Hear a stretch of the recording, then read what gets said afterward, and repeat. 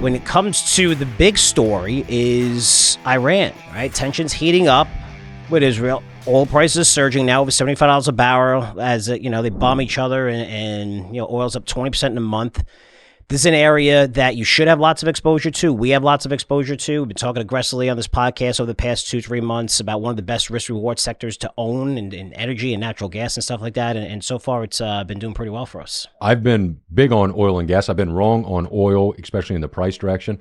But if you've bought an EQT or Antero Resources or Range Resources or Vistra, you are up anywhere from 90 to 60%. Natural gas was about a year ago, if memory serves me correct, it was around $2. Yeah, it's around $4 now. One of the best trades, you said. One of the best EQT, trades. Those natural gas and LNG exporting companies, producers, in my opinion, are still a no-brainer. I've been wrong in the short term recently with ExxonMobil and Texas Pacific Land, but I don't want to see oil rise for the wrong reasons. In my mind, wrong reasons are war, but they are going up. I'm not adding to these on this. I hope that this isn't a long drawn out. My big fear is, and I think a lot of fear is Iran another Iraq? And that would be another just horrible black eye on the U.S. So hopefully that's not the case. But the short-term pop in oil prices, I don't think it's an investable trait just yet. I'll be straight with you. I know oil approaching $75. That's where we were in January, so not a big deal. 2022, over $100 a barrel. We probably averaged around 80. We were in the 72, 73, but we were also 90 through early 2024. So I would say we average around $80 through 2024, maybe approaching those levels. We could see oil hit $100 a barrel if the shit hits the fan. And major CEOs, so the major oil companies, a lot of these CEOs, where they had Shell, Enquest, Total on CNBC, they are warning of what could happen. And I'm going to tell you something. They're not talking their book. I mean, if they were, they'd say, hey, there's nothing to worry about. Who cares? All this shit blows up. Oil prices go higher. We make money. I know oil companies for a very long time. I went to every shale area. Higher oil prices are not always great for them. It's not always great for them, right? You think, they're going to make more money on an existing prop. It depends, right? There's a lot of stuff that goes through. Some have the infrastructure. Some could turn on oil right away. Some don't have that. Some produce at different prices. But they're saying that this is a serious threat.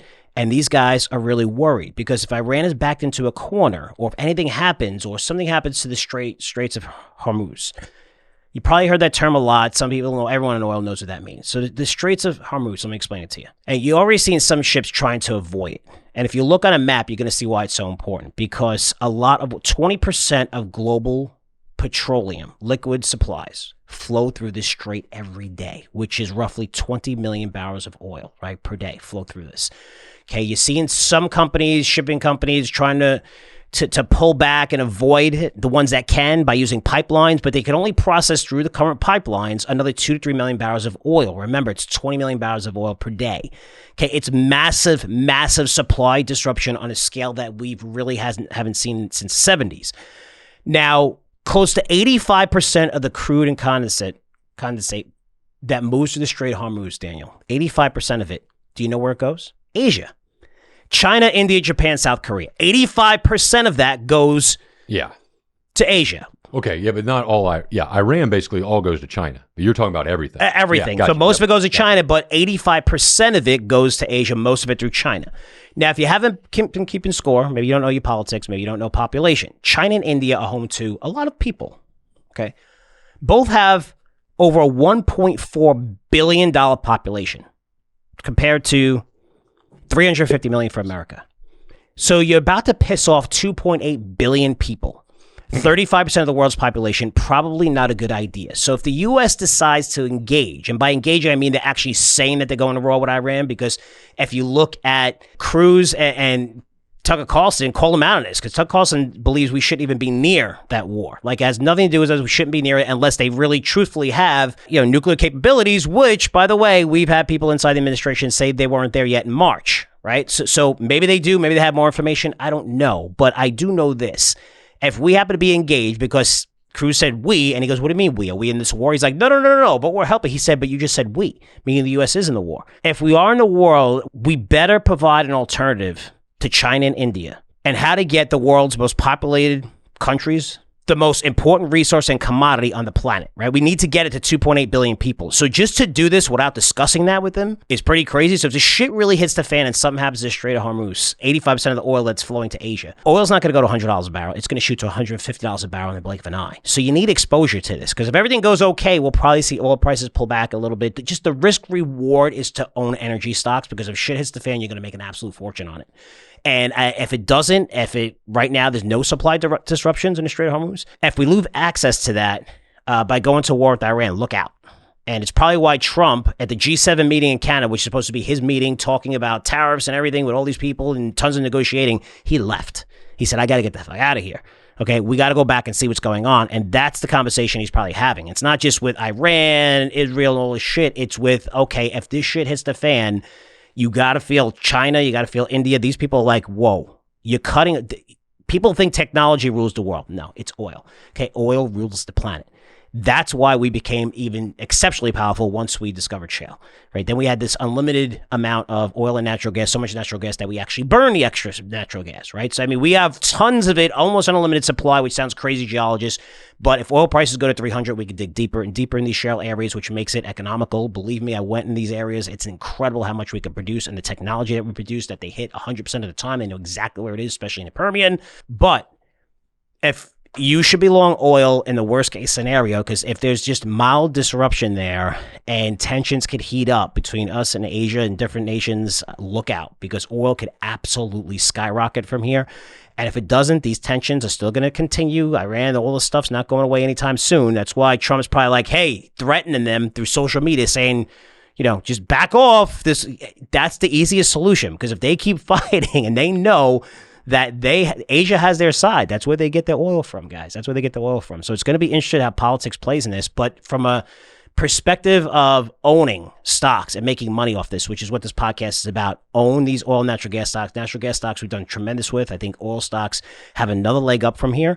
They've been up, along with oil going up, 15-20% in a month from this.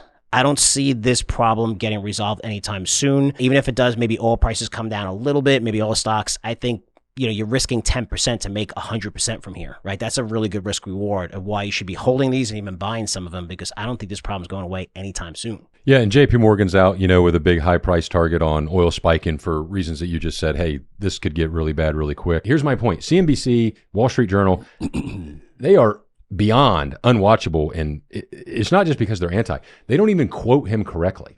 Like, I was watching CNBC and briefing.com that we use. We don't get paid for. We should, but actually they're just as bad as everybody else.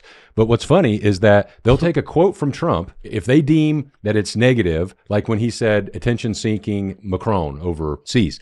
They edit out some of it, because they want to play God and act like that, you know, they get to decide what people see. And that's disgusting. So just don't rush over them or don't rush to them and believe them, is my point. Because if we get sucked into this, that's going to be a prolonged, awful situation. We have to see how that plays out, but don't act like Florida media knows what they're talking about. Yeah, and for me, I really don't give a shit what anyone believes. Like, believe what you want to believe. I don't care, like, politics or whatever. If you believe in imaginary people, whatever, I don't care. What I do care about is, you know, you making money for your families, being financially secure, creating generational wealth. And when you do, and you look at this situation, I don't see it going away anytime soon. And you're right, with all the bullshit and the tensions. I mean, this is what they want, right? And even Tucker talked about Fox Business and how, you know, he's like, look, I love the Murdochs. They were great even on the way out, all this stuff. He goes, but, you know, the one thing I hate about them is they love to promote war. They love to promote war. They want us to go in war to other countries where we really don't have a lot of at stake there. And people might say, well, they're going to have a nuclear weapon and stuff. Okay, maybe that's true. I mean, we've heard that story before with, you know, last time we went to war in the Middle East. It seems when you're looking at this problem in politics, you could get caught up in all this stuff, but it's not a matter of what you believe in. It's just a matter of, you know, what is going to happen. Same with the Fed, same with inflation. I mean, people believe, well, we're inflationary times, it's crazy. Yeah. But you know what? According to what they look at, it's not inflation, meaning that inflation is going lower. We're seeing it crash on levels where inflation has been incredibly high past 4 or 5 years. But when we look at it as a whole and take a step back, it means that, you know, the Fed's pretty close to cutting rates. They're going to cut rates. They're going to drastically cut rates over the next 12 months, whether it's going to be Powell or the next Fed chairman that comes in May. They're going to start cutting dramatically. So adjust your portfolio. All right. And just like you're adjusting your portfolio for oil, we just talked about, how oil companies, infrastructure companies should do pretty well. You know who's not going to do well? Airlines and auto stocks. They always fall when oil prices surge like this. And we're seeing that. So, airlines have a lot of their oil hedged, not all their oil. Auto stocks as well. You're probably going to see them fall a little bit. Not so much Tesla and electric, but those are industries that don't do well. There's always industries that do good and well depending on situations, politics or whatever. It's not everything does great all the time, unless you have this massive government spending that we've always had. But still, that there's stocks and sectors that are going to do good. I would avoid airlines and auto stocks. I don't like auto stocks at all. I haven't liked them for a long time. I warned you about them and how terrible they are, and inventory concerns and stuff like that they're still going through. And now tariffs drawing on that as well. It's insane.